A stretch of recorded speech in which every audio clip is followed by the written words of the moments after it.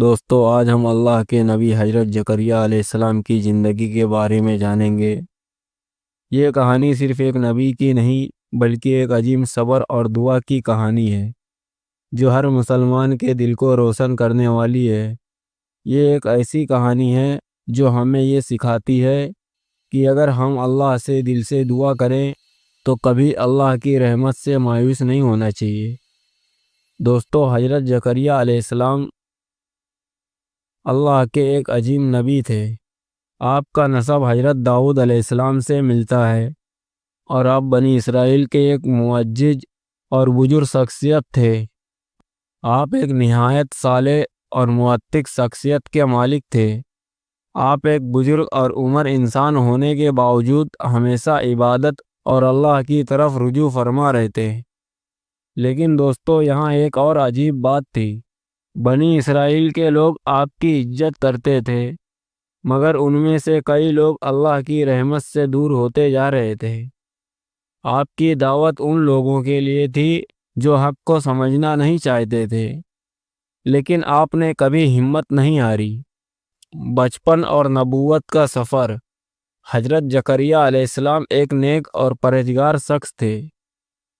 آپ کے پاس اللہ کا دیا ہوا علم تھا اور آپ ہر وقت لوگوں کو اللہ کی طرف بلانے میں مصروف رہتے۔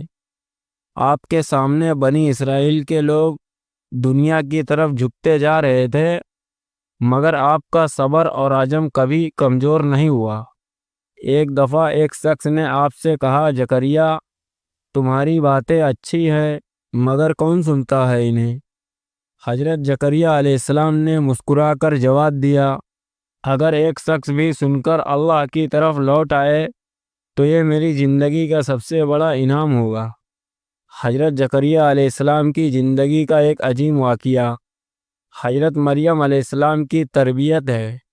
آپ حضرت مریم علیہ السلام کے والد نہیں تھے لیکن اللہ نے آپ کو ان کا ذمہ دار بنایا تھا۔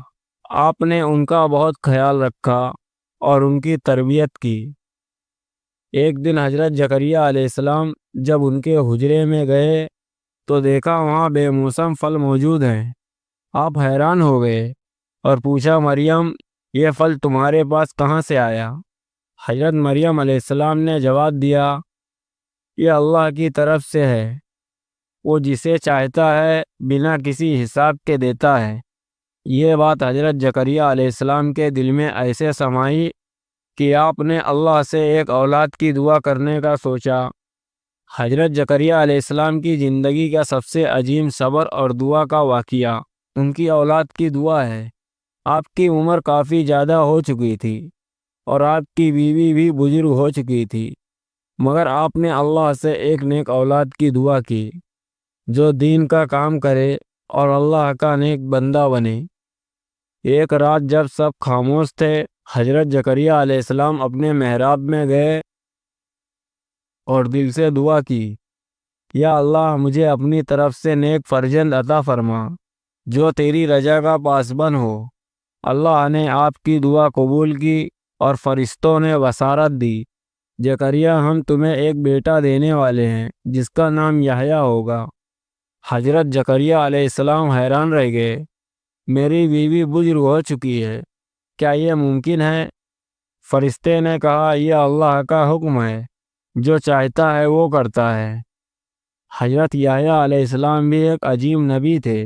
قرآن کریم میں فرمایا گیا ہے کہ حضرت یحییٰ علیہ السلام کو بچپن سے حکمت دی گئی تھی اور وہ ہر دفعہ اللہ کی عبادت اور اس کے دین کی تبلیغ کرتے تھے۔ ان کی پیدائش ایک نئی امید کی مانند تھی۔ قرآن کریم میں حضرت زکریا علیہ السلام کا ذکر مختلف جگہ پر آیا ہے، جس میں سورہ مریم اور سورہ آل عمران میں ان کی دعا کا ذکر ہے۔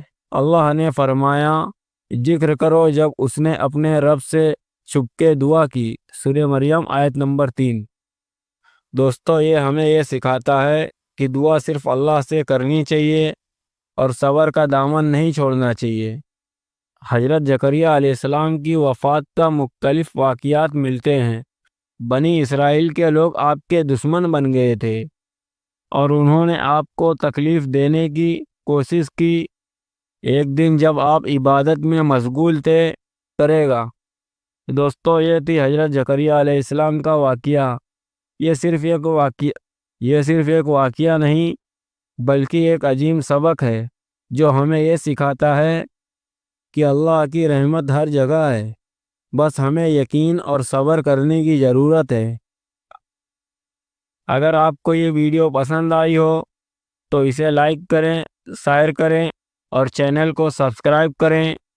اللہ ہم سب کو حق کا راستہ دکھائے، آمین۔ السلام علیکم ورحمۃ اللہ وبرکاتہ۔